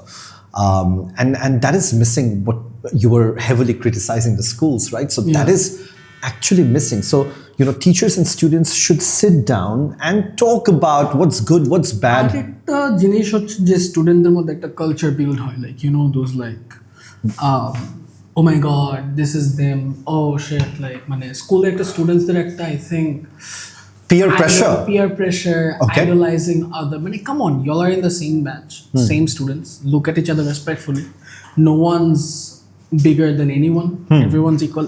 Mentality, everyone's journey is different, right? Yeah, journey is different, and I feel like যেরকম আমাদের স্কুলে বা অন্য স্কুলে I see like let's say যারা football টিমে captain's থাকে why, because let's say they're the favorite guy, they're the guy যারা ভালো খেলে, but এটার পিছেও that guy is also like sometimes it has a key role in deciding যে কে football টিমে খেলতেছে কি খেলতেছে না, যে favouritism, right, yeah.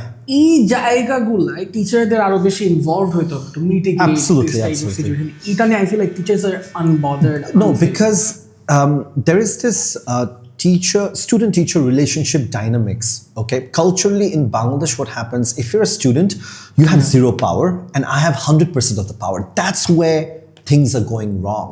So the power needs to be distributed equally. You should have 50% power, I should have 50% power in the classroom or in the learning spaces. Yeah. So what it does is that I am treating you as an individual, as an adult. So you have a say in everything. So my students can tell me anything that they want, irrespective of what I am. Yeah. Okay? And that builds a very cordial relationship. But in Bangladesh, what teachers does is, okay, how can we embarrass the students? How can we put them down? How can we scold them in front of everyone? They feel like it's working, but I think in reality no. it's not. It demolishes your confidence, right? Okay, yeah. So you really need to, treat them like adults. I'll tell you a story. I think we were doing a photo shoot for Faces of FES campaign 4-5 months back. Riaz Bhai was here. And one of the student, I think, was having problem, and she texted on WhatsApp, and she was very rude. And I did not say anything, because studentরা তো বেয়াদবি করবে, ওটা তো ওদের বয়সী. She's just 17, 18, 19 probably, okay? So there's no point in scolding. Was it regarding the photo shoot? No, she did not want to come. I wasn't forcing her, but then, she was trying to say something, and probably that came out very rude. And I did not say anything at all. I just said one thing, that if I were you, I wouldn't have said that. Just one line. It's there in my WhatsApp chat. And then the student thought I was going to scold her the next day. And when she came in, I forgot about it. And we never spoke about it. And then she told to one of her TAs that, sir didn't even speak about the incident. And our TAs was like, yeah, we don't focus on these things. We focus on positivity. It's your opinion, and we value your opinion. So I think teachers need to value everyone's opinion. And you can learn so much from students, right? From young people. Because at FES, we have a very young team, and a lot of students work for us, right? In the marketing department. Tausif is just 20 years old. Arafat probably 26, 27. A new guy is joining in. He's also very young. So Gen Z or the young generation do not like these traits, embarrassing and calling out names and kota dawa, talking about family. I think these are things of the past. These are from the dinosaur era that we need to get rid of, and think about how we could deal with them more respectfully. So it was an eye opener when I went abroad. And I was amazed to see how teachers, they respect you. Because, I'll tell you an incident. I was smoking in in our campus, and one of our professors saw me, and I was trying to hide the cigarette. And he came towards me, he said, "You're not disrespecting me. It's totally okay. You can smoke. And it's out of the classroom and it's your right. But look, see, this is not good for your health. Now, if you think that my advice is valuable, you'll take it, otherwise you will not." And it really opened my eyes and how to behave. Approach. Like in an approach like this, your teacher or like your professor, she got a course I think which are notable, like address the situation, but address it with respect, where the person doesn't feel like a victim. Like, let's say that was you, so you didn't feel like you were a victim, you didn't feel like you were being scolded on. All you felt like was he was addressing the situation in a respectful manner. You can do it, তোমার ইচ্ছা, but আমার মনে হয় যে শাস্তির জন্য ঠিক। That's how it should be. আমাদের কি হচ্ছে, তোমার আমাকে আমি কল দিতেছি, মানে this type of things এক হচ্ছে যে it ruins একটা স্টুডেন্টস এক্সপেকটেশন। হয় কি পরে এই স্টুডেন্টগুলো আরো বেশি বেয়াদব হয়ে যাচ্ছে, and later on down the line এটাকে আর কন্ট্রোল রাখা যাচ্ছে না, because how many times can you call their parents? Right. একটা পয়েন্ট একটা a child grows up, they come out of their parents guidance, and মানে এই ফ্রিডমটা একটা চলে আসে by the time like I think after 15, 16 you're pretty much independent, right? তখন ওই তোমার আম্মুকে কল দেবে কতদিন কাজ করে, and তখন what do you have apart from like I feel like abuse and violence, মানে তখন তো মাইর ছাড়া আর কিছু নাই। And you can't do that with a kid who's grown up so much, right? Now, also, you tell me, I've seen teachers and parents picking on students or their children regarding haircut, regarding clothes. Are they necessary to educate our children? Do they have anything to do with education? Because, last night I was conversing with some of our students, and some of the girls, they were complaining about it. They pick us on our clothes and they talk about how we look, they talk about our hairstyle. And I had a similar situation with my dad. Back in the days, in A-levels, there was a haircut which was very popular, spiky. So I cut my hair really short, and some of the hairs in the front, they were standing. And I remember he came home very late, and he saw I was sleeping, but he saw me that I had that haircut.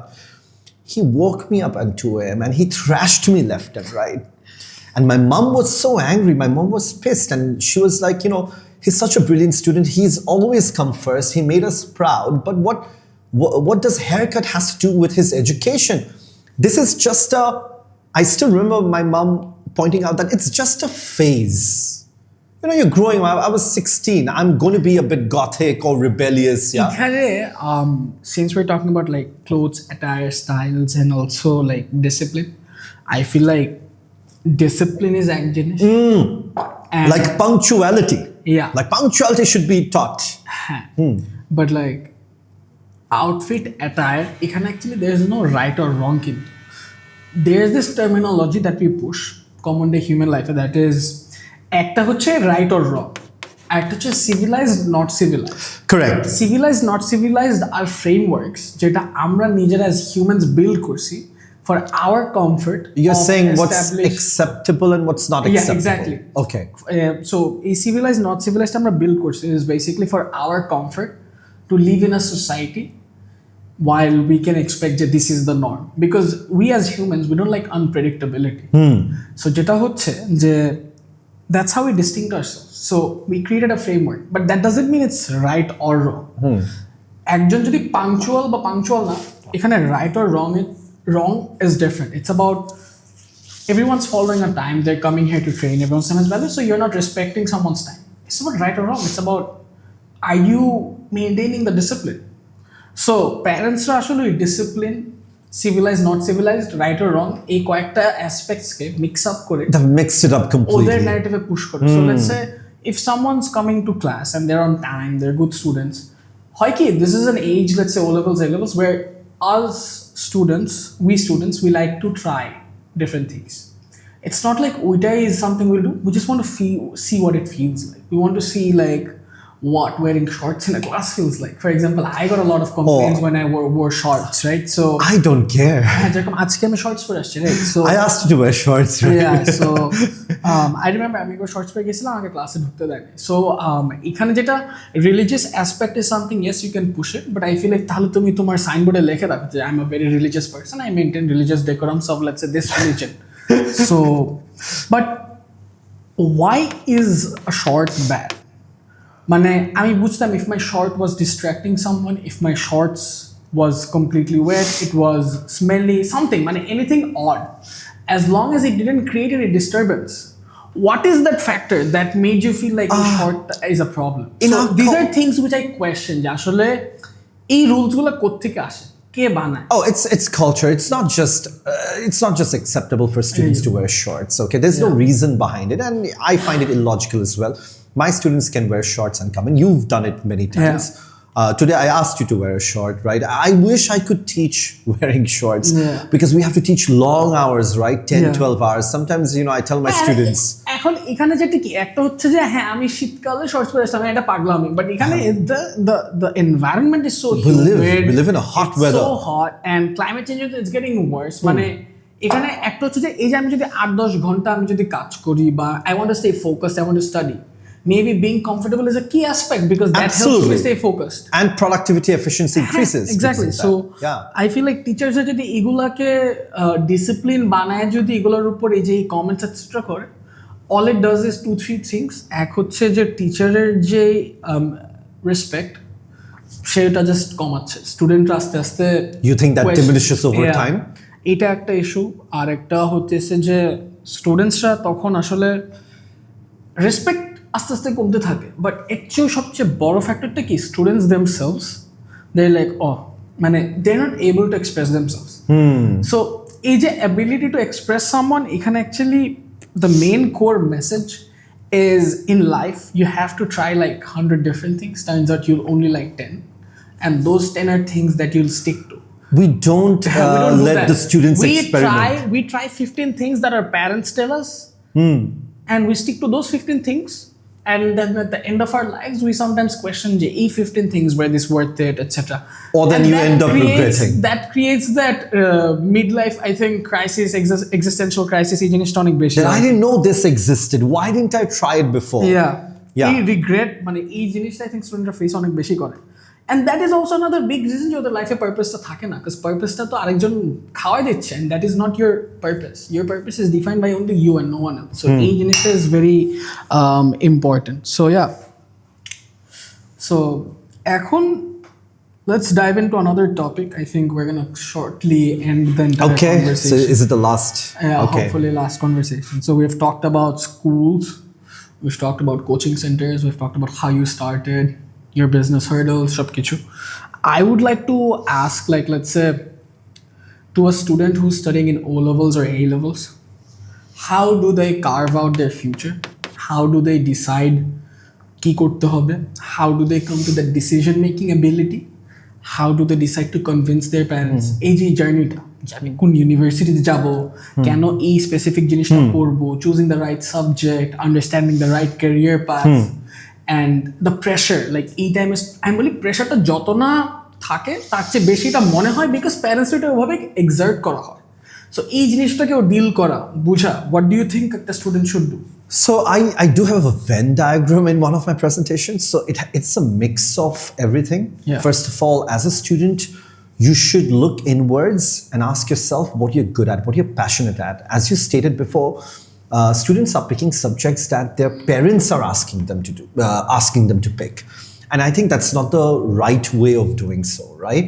So what are you good at? If you're good at bio, please pick bio. If you're good at photography, go for photography or music. That's fine. Also see what your parents want, because at the end of the day, they are your parents. You came to this world because of them.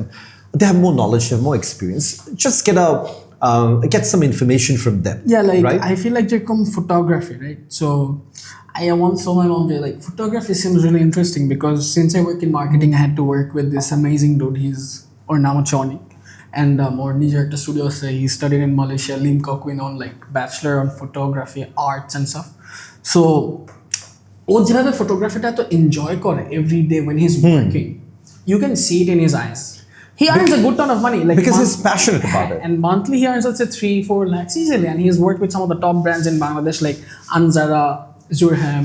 Like he has a huge portfolio. So এখানে যেটা যে when I told my mom, she was like, তুই বড় photographer হবি, মানে that is মানে she's my mom, I respect her and everything, but I feel like এই perceptionটা প্যারেন্টসদের থাকবে. But we as students, we need to learn how to deal with it better.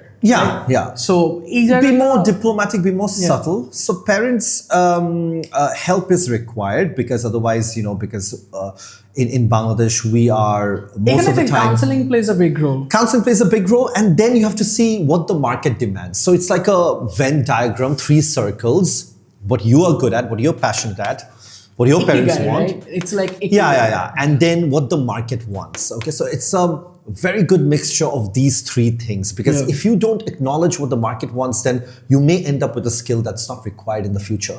Like my father asked me that you should study marketing, digital marketing, right?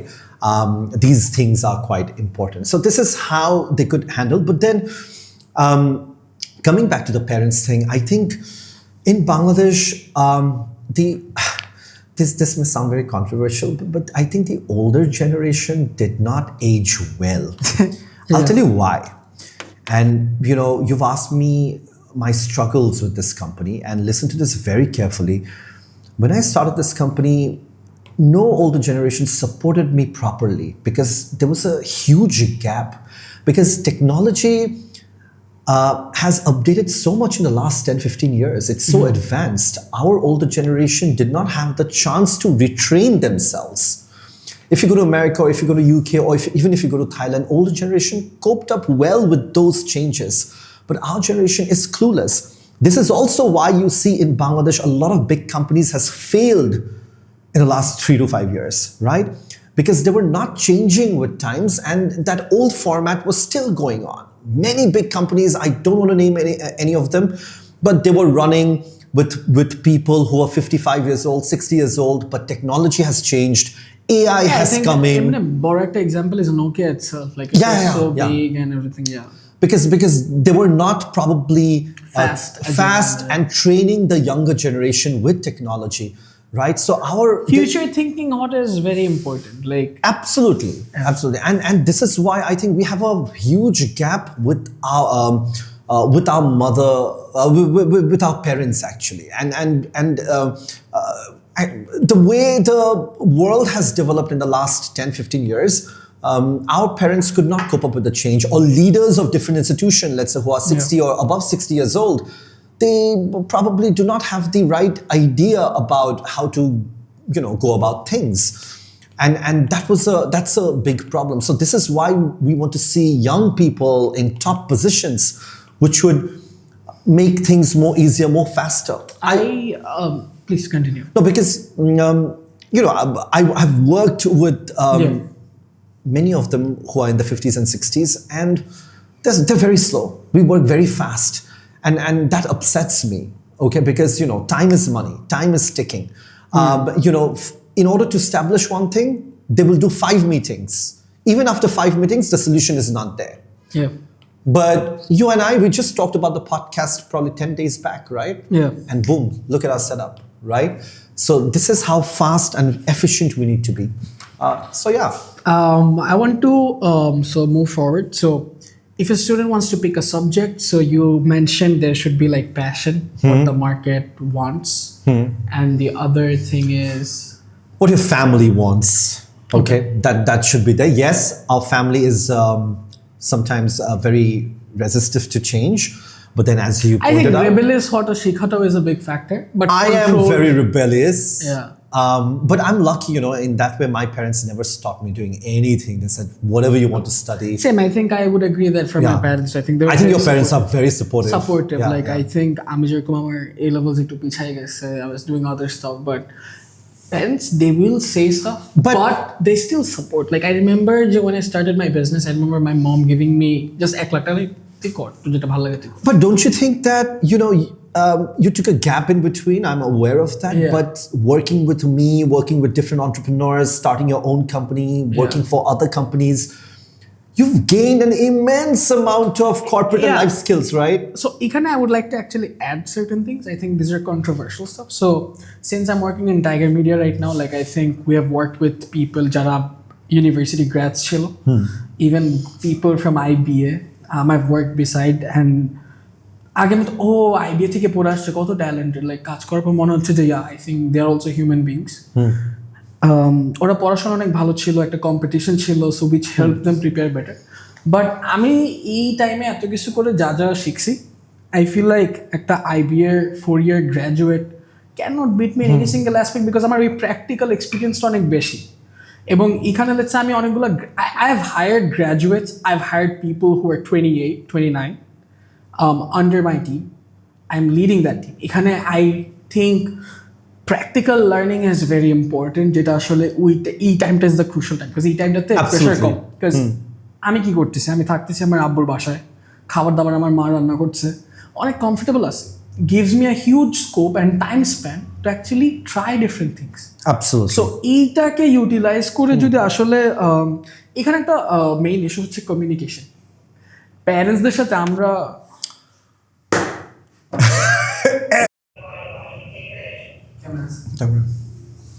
ঠিক আছে start.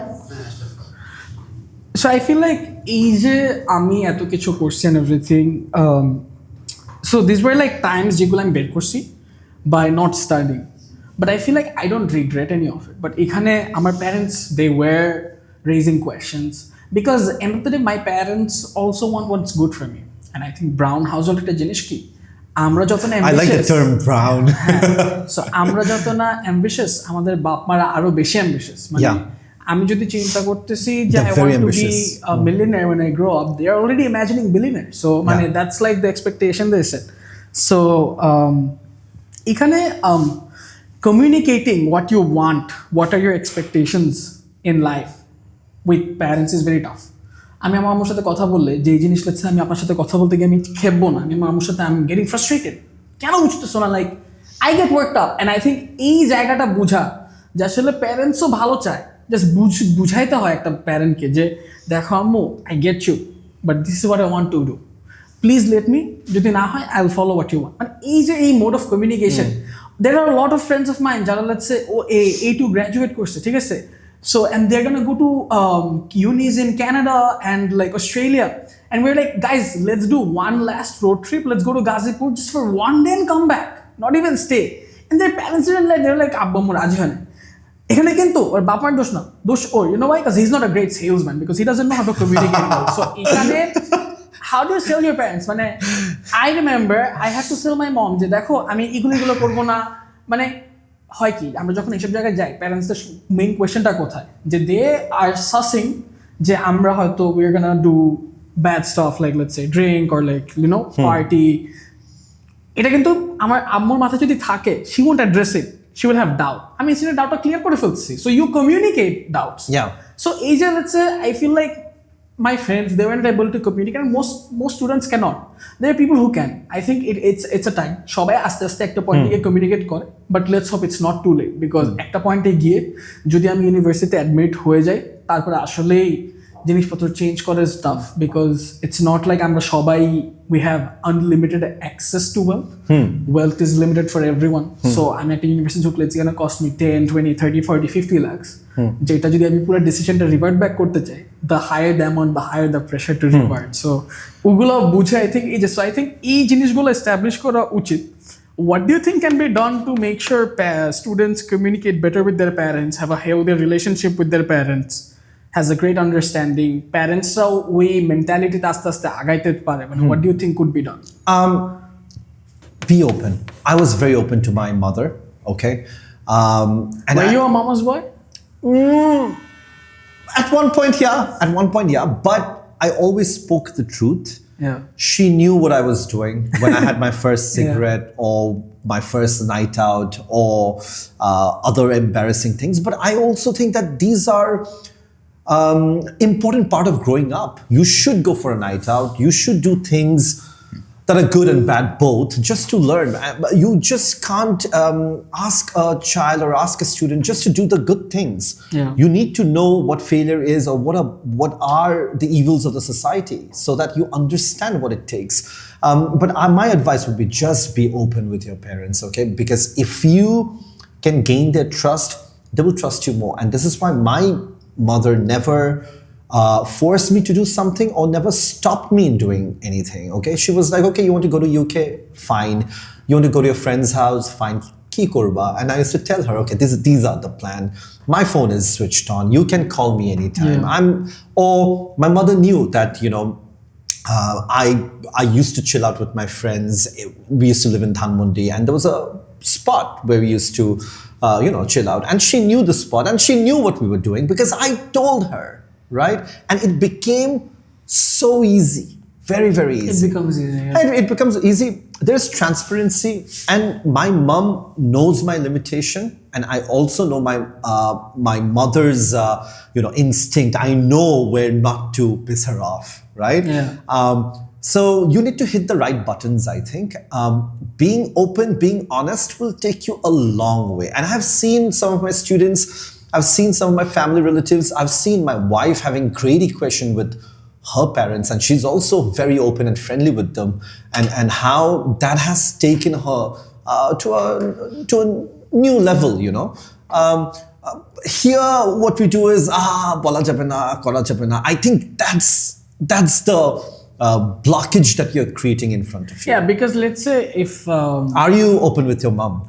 I am somewhat. So let's say somewhat because I think certain jayga, I think my mom wouldn't understand what I'm doing. For example, কাজের সময় যদি আমি কোনো risky কাজ করে থাকি, let's say sometimes we're dealing in figures which are not something that someone of my age should do. It's risky, like affiliating yourself with political people in certain deals is also risky.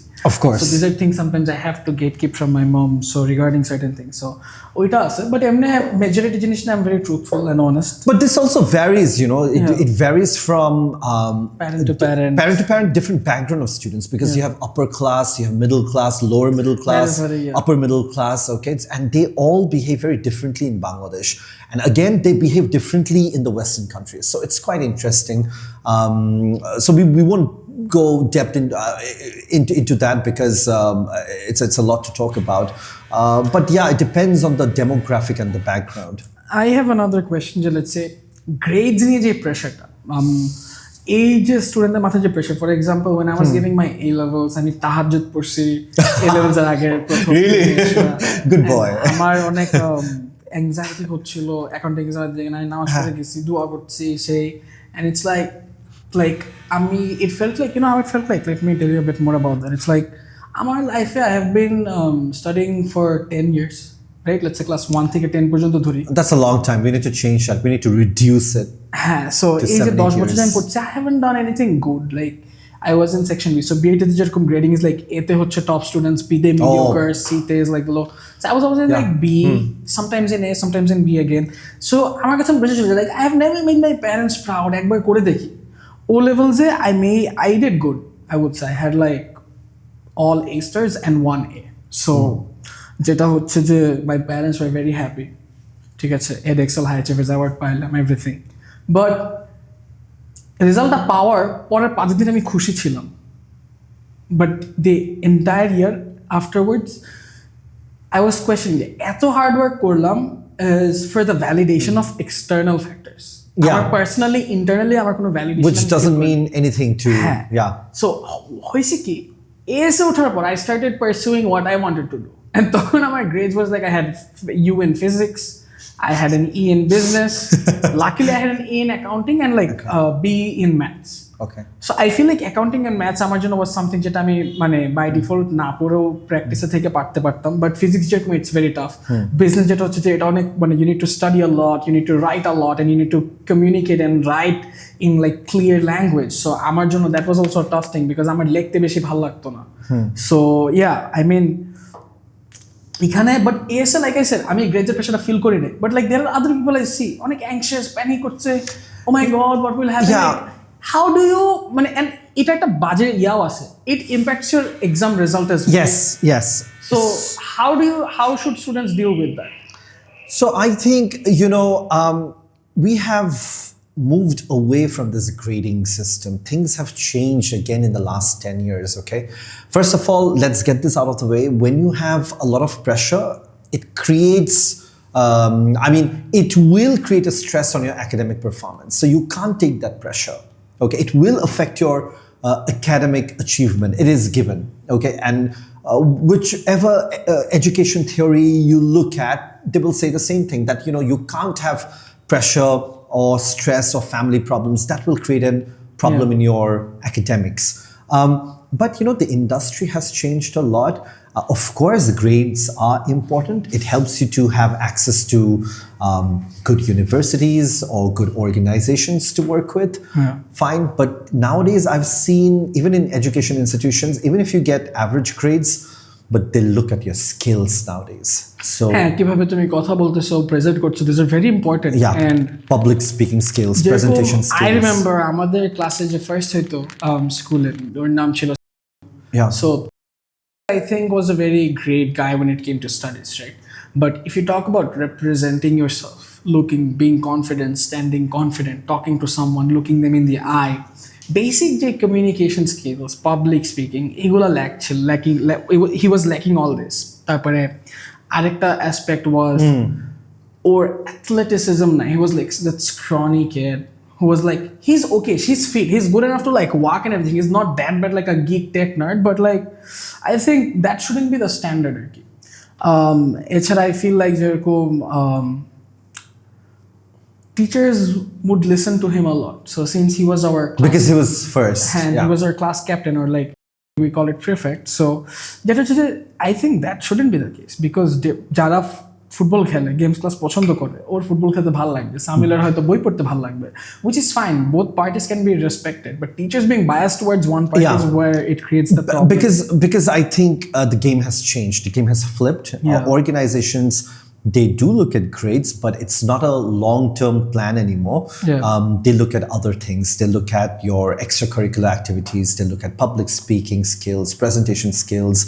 Do you know a bit of AI? Do you know how to edit video?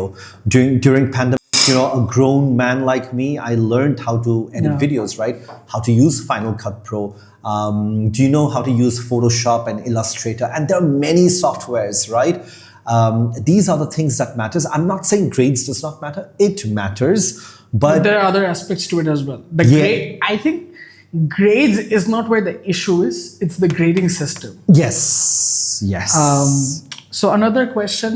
So since this part of our video is completely about students, I want to ask, like, আমি যদি বাইরে দেশে কোথাও পড়তে যেতে চাই, বা বাইরে দেশে কি যাওয়া উচিত নাকি, should I stay in Bangladesh, বা should I go to US, UK, Canada, Australia, what university should I pick, কোন সাবজেক্ট আমি চুজ করব, এগুলো নিয়ে students are very confused. I want you to break down certain myths, misconceptions about this. It depends on you. You can thrive anywhere where you have, given the amount of resources, okay? For example, I work with Nujhat in Apply Start, right? Sifat's company. And I think, again, it's a very young company. And Nujhat studied here at North South. And she can be compared to any graduate in the US or UK. She's that good. So which means that she has used the resources that was available to her. Okay, so it's not necessary that you have to go abroad to learn something, because the world has changed. এখানে I feel like মানুষের মধ্যে একটা misconception থাকে যে আমি বিদেশ যেতে পারতেছি না, আমার ফ্রেন্ডরা বিদেশে কত কিছু করে ফেলতেছে, আমি peer pressure again. But I feel like you can mitigate this.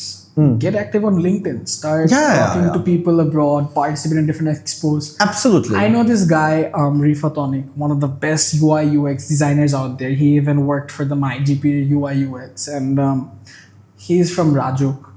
or he's also designing the AFS website. রিফাতের কথা বলছি। So ও যেরকম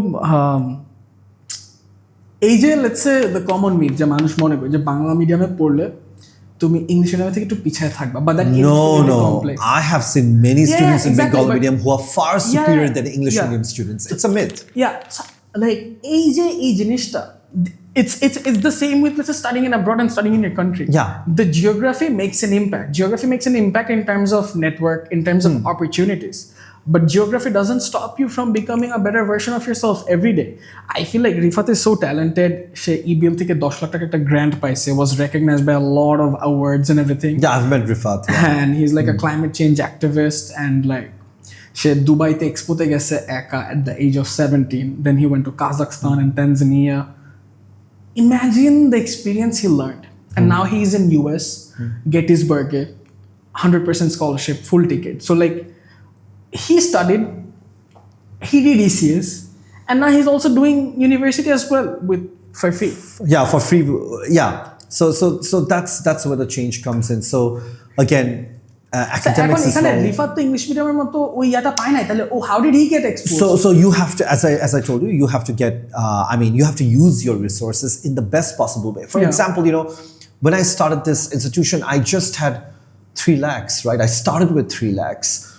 And still I do not. Now this doesn't look like it's a 3 lakh setup, but it grew. So because entrepreneurs, students, everyone should know how to work with less resources.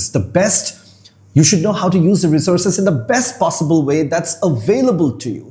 And still, we do not have a lot of money available to us, but how can we use it? For example, what we've done to use this setup. Probably it's not $1 million setup, but it's a setup, that we've managed in whatever it's it was better available. Than the mass market and the majority. Yeah. It's better than, 70-80% of the market, right? So I think that's what we need to learn, how to work with less resources and use our resources efficiently. And many times, because of peer pressure, like, amar friend e gari ache, amar nai, I think we should get out of that. That's not important. What is available to you, you should think of that. Because I've seen students, crying over the fact that, my friends are going to, US, UK, Dubai, and I'm here, my parents can't afford. There are good universities here too. And I think... And masters asset, PhD asset, correct. And on top of that, nowadays we have this thing in our hand, right? Yeah. And you can do any course. You can do a course from Harvard. You can do a course from Cambridge. Like I did CELTA from Cambridge. So, opportunities are limitless now because of the internet. There are so many websites now you could use, like Coursera and stuff, and you could get the same quality education sitting down here. There are universities that provide you 100% online tuition. You could complete your bachelor's sitting in Bangladesh. Okay. So I think we need to stop being ungrateful. And be grateful with whatever we have. I think focus on the solutions instead of the problems and highlighting them. For example, it's called a positive mindset. Okay, being optimistic. Be optimistic, not looking at the negative things. I think there was a point in my life, especially, I think the initial years in the UK, because the things that I went through, I used to look at things very negatively, and it was quite, I don't know, very poisonous. Then I shifted my approach. Mindset onek beshi impact ase. So I'm going to look at the positive things in my career. With what I have, I'm not going to look at what my friends are doing.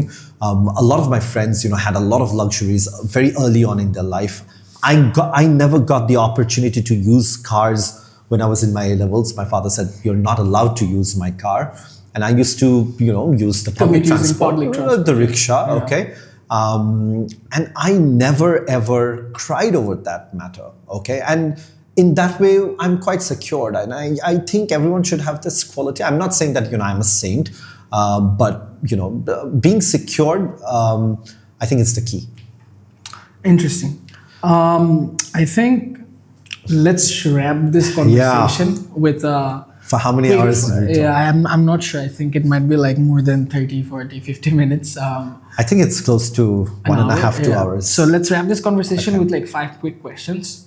Number 1, name like top 3 books like that you would recommend others to read about life. Okay, so I'm reading this book called The Creative Act. It teaches you how to be creative and not be monotonous. And there's this book by Ken Robinson. I'm not good in remembering names, but Ken Robinson is one of the most famous educator we've had in this world. And he talked about how to transform schools. I also read because I mostly read education books, right? I also read a book by Salman Khan from Khan Academy. And he talked about his journey. It's a beautiful book. What's the name of this book? I forgot. We can put it on the link. Yeah, right? Let's put the link. Let's put it on the link, and it'll teach you a lot about education. Yeah, so great. The second question is, what do you do when you're anxious, nervous, and you're panicking? Like, what's your method? I study. I study a lot. I love studying in my computer laptop, reading something or researching, preparing for my lessons, because for teachers, you always have to update yourself. You see my presentation, I never use the same presentation, the same old stale presentation, in my class. So yeah, I do that. And third question is, how do you deal with pressure? Like, let's say financial pressure, family pressure, etc. How do you deal with it? I think I plan a lot. I'm very organized, and that does not create pressure. For example, after the protest, I knew I had to take a lot of classes because I also teach in a university. Yeah. So before even going into the problem, I took a lot of extra classes. You're prepared. I was prepared that I need to take 3 extra classes on this course, 3 extra classes on this course, and now I'm fine. Okay, I'm smiling all through. Yeah. Interesting. Okay, so the fourth question is, what is your future with FES, and what are you guys planning to introduce to help students be students in a better way? I cannot give out all the plans because how competitive the industry is. Yeah. But we are improving ourselves every day. Like, again, I'm a secured person, so I don't compare myself with other coaching centers, but how can we improve from yesterday? That has been my motive. Getting better 1% every day. Yeah. Like, for example, okay, we've done so many things. What can we do? Now we can do a podcast, right? Let's explore that arena. You're growing. You get to learn different things about camera, angles, editing, right? This experience. I think about people as well in general. Yeah, absolutely. Okay, let's wrap this up with the last question. That is, if you were to summarize today's conversation, how much would you rate this? What do you mean? You want me to rate this conversation? Yeah. I think it was a great conversation. We had great food. Yeah. Right. I think it was a 9.5 on 10. Yeah. It's late in the night, but it's very peaceful, very calm. I think it's like 12 or like 11, right? Yeah, almost 12. Yeah. Because we are shooting at 3G Campus A at FES, and we had students till 9 o'clock. So we had to wait for them to go.